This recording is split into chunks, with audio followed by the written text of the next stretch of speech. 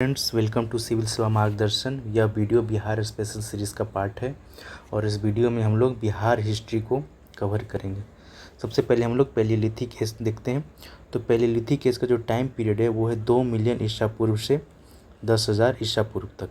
और इस एज में ह्यूमन जो है नोमैडिक लाइफ व्यतीत कर रहा था और उसका जो मुख्य पेशा था वो था हंटिंग और फूड गैदरिंग। और जो हंटिंग के लिए टूल यूज़ होता था वो था स्टोन टूल्स। और इस एज में ह्यूमन ने फायर के यूज़ करने पर मास्टरी हासिल कर ली थी। इसका जो इम्पोर्टेंट साइट्स है और फाइंडिंग्स है बिहार में उसको देख लेते हैं। तो भीम बांध जो कि मुंगेर में सिचुएटेड, यहाँ से हैंड एक्स और क्लेवर्स और अर्ली केव लाइफ के एविडेंस मिले हैं। क्लेवर्स एक पत्थर का औजार होता था जो कि चाकू की तरह होता है। नेक्स्ट है जेठियन जो कि गया में सिचुएटेड है, यहाँ से भी स्टोन टूल्स और केव शेल्टर्स के एविडेंस मिले हैं। नालंदा से भी स्टोन टूल्स के एविडेंस मिले हैं। और बनारगढ़ जो कि खड़गपुर हिल्स में है, जमुई डिस्ट्रिक्ट में सिचुएटेड है, यहाँ से पैलियोलिथिक एज के जो ट्रांजिशन है अपर और लोअर के बीच में उसके एविडेंस मिले हैं। नेक्स्ट है मेसोलिथिक एज। मेसोलिथिक एज का जो टाइम पीरियड है वो है 12,000 ईसा पूर्व से 6,000 ईसा पूर्व तक। और इस एज में जो टूल्स यूज होते थे वो थे माइक्रोलिथिक और बोन टूल्स।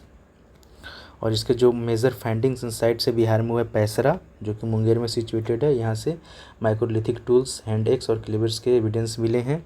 नालंदा से भी मेसोलिथिक टूल्स के एविडेंस मिले हैं। और रॉक पेंटिंग के टूल एविडेंस कहाँ से मिले हैं? नवादा, कैमूर और जमुई से। और इसका जो मेन थीम था वो था हंटिंग, डांसिंग, सन, मून और एनिमल जो कि नेचर के प्रति लव को रिप्रेजेंट करता है। नेक्स्ट है न्यूलिथिक एज।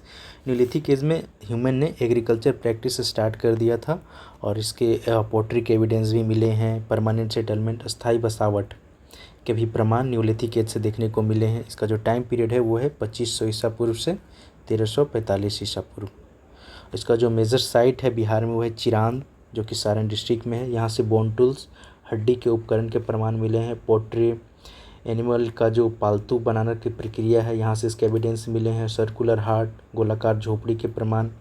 चेचर जो कि वैशाली में सिचुएटेड है, यहाँ से पोट्री के प्रमाण मिले हैं। ताराडी, रोहतास, ताराडी जो कि गया में सिचुएटेड है, शेनुआ जो कि रोहतास में है, मनेर पटना में, यहाँ से भी न्यूलिथिक पोट्री के प्रमाण मिले हैं। नेक्स्ट है कैलकोलिथिक एज। इसका जो टाइम पीरियड है वो है 2000 ईसा पूर्व से 700 ईसा पूर्व। इस एज में जो टूल्स यूज होता था वो था कॉपर टूल्स, इसीलिए इसका नाम है ताम्रपाषाण काल। और इसका जो साइट्स है मेजर बिहार में वो है चिरांद जो कि सारण में सिचुएटेड है, मनेर जो कि पटना में है, ओनूप और चंपा जो कि भागलपुर में है, और चेचर और कुतुबपुर जो वैशाली, और सोनपुर और ताराडी जो कि गया में सिचुएटेड है। इसके प्रमाण मिले हैं कैलकोलिथिक एज के इन सारे साइट से। नेक्स्ट है हमारा वैदिक एरा। वैदिक एरा को 2 भाग में डिवाइड किया गया है। अर्ली वैदिक पीरियड जिसको ऋग वैदिक काल कहते हैं, इसका जो टाइम पीरियड है वो है 1500 ईसा पूर्व से 1000 ईसा पूर्व। लेटर वैदिक पीरियड जिसे उत्तर वैदिक काल कहते हैं, इसका टाइम पीरियड है 1000 ईसा पूर्व से 600 ईसा पूर्व। बिहार का जो फर्स्ट मेंशन है वैदिक लिटरेचर में वो किस में किया गया है? तो शतपथ ब्राह्मण में। बिहार का फर्स्ट मेंशन शतपथ ब्राह्मण में किया गया है और शतपथ ब्राह्मण शुक्ल यजुर्वेद का पार्ट है। इसमें मेंशन किया गया है कि जो आर्यों का विस्तार है उत्तर वैदिक काल से पहले वो सदानीरा नदी तक ही, सदानीरा जिसे गंडक नदी के नाम से भी जानते हैं। नेक्स्ट है किकट रीजन। तो किकट रीजन का जो मेंशन है वो ऋग्वेद में किया गया है। किस क्षेत्र के लिए?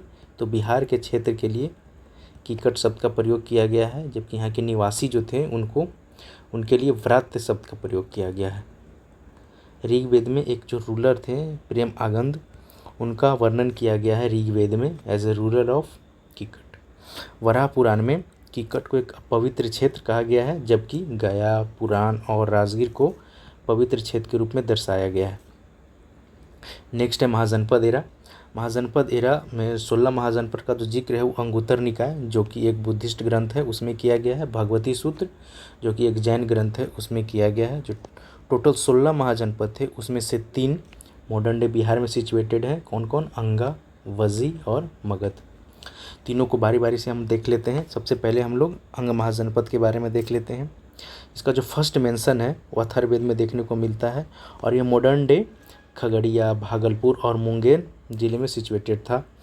चंपा रिवर जो है बाउंड्री सेटअप करती है किसके बीच? तो मगध और अंग महाजनपद के बीच अंग और मगध महाजनपद के बीच कौन बाउंड्री सेट करता है? तो वो है चंपा रिवर। ये जो चंपा है, जो राजधानी है अंग की, वो कहाँ है? मॉडर्न डे भागलपुर में सिचुएटेड है। इसका जो पौराणिक नाम है वो मालिनी है, जिसका मेंशन महाभारत में भी किया गया है। इसके जो आर्किटेक्ट थे वो महागोविंद थे। किसके? चंपा के। चंपा के आर्किटेक्ट कौन थे? महागोविंद थे, एज पर टेक्स्ट दिग्घ निकाय के अनुसार। और चाइनीज ट्रेवलर ह्वेनसांग ने चंपा को चिनपो नाम से संबोधित किया है। किसे? चंपा को चिनपो नाम से संबोधित किया है। आपने महाभारत में भी देखा होगा, कर्ण का नाम सुना होगा। कर्ण जो थे यहीं के राजा थे। कहाँ के? अंग के। और ऐसा माना जाता है कि जो बाली थे उनके पुत्र अंग, उन्होंने अंगराज की स्थापना की थी। नेक्स्ट हम लोग देख लेते हैं चंदन बाला, चंदना या चंदन बाला। ये महावीर की पहली शिष्या थी, फीमेल, पहली महिला शिष्या थी महावीर की, फीमेल जो थी। और ये किनकी पुत्री थी? दधिवादन, जो कि अंग के राजा थे। इनके जो रूलर थे फर्स्ट किंग, ऐसा माना जाता है कि अंगराज के फर्स्ट किंग जो थे तितुक्षु थे, और लास्ट किंग दधिवादन, दृढ़वर्मन और ब्रह्मदत्त थे। दधिवादन की पुत्री थी चंदना, जो कि महावीर की पहली शिष्या बनी थी। और बिंबिसार ने ब्रह्मदत्त को हरा के मगध राज को अंग को मगध राज में मिला लिया था। नेक्स्ट है वज्जी महाजनपद। वज्जी महाजनपद जो है 8 क्लान को मिलके बना है, 8 क्लैन को मिलके बना है वज्जी महाजनपद। इसमें वज्जी, लिच्छवी, विदेह, ज्ञात्रिक, भोग, कुरु ऑफ काशी, उरुग और इक्ष्वाकु 8 क्लान शामिल थे। इसका जो राजधानी है मॉडर्न डे बसार, जो कि मुजफ्फरपुर में सिचुएटेड है, वहाँ पे था। और इसका जो एरिया था चंपारण, सारण, मुजफ्फरपुर, सीतामढ़ी और दरभंगा में विस्तृत था। हम लोग वैशाली के बारे में देख लेते हैं। वैशाली का जो प्रेजेंट डे है ये वसाड़ विलेज में है, जो कि मुजफ्फरपुर डिस्ट्रिक्ट में है। और ये इसका जो कैपिटल था वज्जी रिपब्लिक था। माना जाता है कि यह दुनिया का पहला रिपब्लिक है, पहला गणतंत्र वज्जी।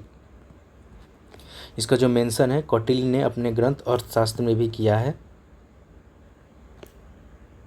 नेक्स्ट है ये जो प्लेस है लॉर्ड महावीरा का जन्मस्थली है कुंडलग्राम। कुंडलग्राम जो है वैशाली में है, महावीरा का जन्मस्थली था। यहाँ पे महावीर गौतम बुद्ध ने भी कई बार विजिट किया था। यहाँ पर जो सेकेंड बुद्ध काउंसिल है, द्वितीय बौद्ध संधि थी कालाशोक के काल में यहाँ पे हुआ था। अम्रपाली जो कि एक नृत्यिका थी, इन्हें नगर वधू ऑफ वैशाली की उपाधि दी गई थी। बाद में जाके बुद्ध की शिष्या बनी थी और ये दूसरी महिला थी। इसका जो मेंशन है महापरिनिर्वाण सूत्र में भी किया गया है, जो कि एक बुद्धिस्ट टेक्स्ट है।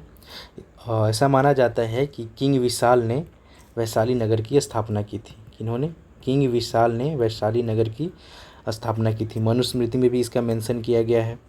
पाणिनि ने भी वज्जी संघ का मेंशन किया है।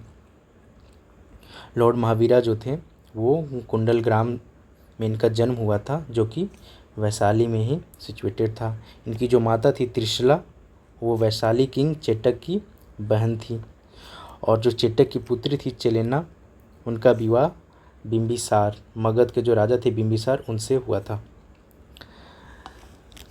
जो फर्स्ट किंग हैं वैशाली के वो है नबगा। ऐसा माना जाता है कि वो मन्नु के बड़े पुत्र थे। इनके जो लास्ट रूलर थे सुमाती, जिसे हराकर अजातशत्रु ने इसे मगध राज में मिला लिया था। नेक्स्ट है विदेह। विदेह जो है नेपाल के तराई क्षेत्र में सिचुएटेड था। इसका जो फर्स्ट मेंशन है यजुर्वेद में किया गया है। विदेह का फर्स्ट मेंशन कहाँ है? यजुर्वेद में है, या इसका मेंशन रामायण और महाभारत ग्रंथ में भी देखने को मिलता है। ऐसा माना जाता है कि इसकी जो स्थापना है निमि विदेह ने की थी, जो कि इक्ष्वाकु के पुत्र थे। और मिथिला जनक विदेह ने मिथिला सिटी की स्थापना की थी। इसके बाद से इसके जितने भी रूलर हुए थे विदेह के, उन्होंने अपने नाम में टाइटल में जनक लिखना स्टार्ट कर दिया था। और इनकी जो कैपिटल थी वो जनकपुर, मॉडर्न डे नेपाल में सिचुएटेड है। ऐसा माना जाता है कि सीता माता जो थी वो जनक की पुत्री थी और ये विदेह राज से ही संबंधित थी। और राजा जनक ने बृहदारण्यक उपनिषद के अनुसार राजा जनक ने एक डिबेट ऑर्गेनाइज किया था जिसे याज्ञवल्क्य ने जीता था। इसके जो लास्ट रूलर थे, विदेह राज के जो लास्ट रूलर थे वो थे करल विदेह। नेक्स्ट है हमारा ज्ञात्रिक कुल। महावीर जो थे ये इसी कुल से संबंधित थे। इनके जो पिता थे सिद्धार्थ, वो इस कुल के मुखिया थे। इनकी जो माता थी त्रिशला महावीर की, वो लिच्छवी की प्रिंसेस थी जो कि चेटक की बहन थी। नेक्स्ट हमारे एम्पायर है मगध एम्पायर। मगध एम्पायर का जो पहला मेंशन है वो अथर्ववेद में देखने को मिलता है। और इसका जो नॉर्थ में गंगा रिवर है, साउथ में विंध्य हिल्स है, ईस्ट में चंपा रिवर है और वेस्ट में सोन रिवर है। इसकी जो राजधानी थी, सबसे प्राचीन राजधानी थी राजगीर। इसकी जो प्राचीन राजधानी थी, बाद में इसकी जो राजधानी है पाटलिपुत्रा बनी, जिसकी स्थापना उदयन ने की थी।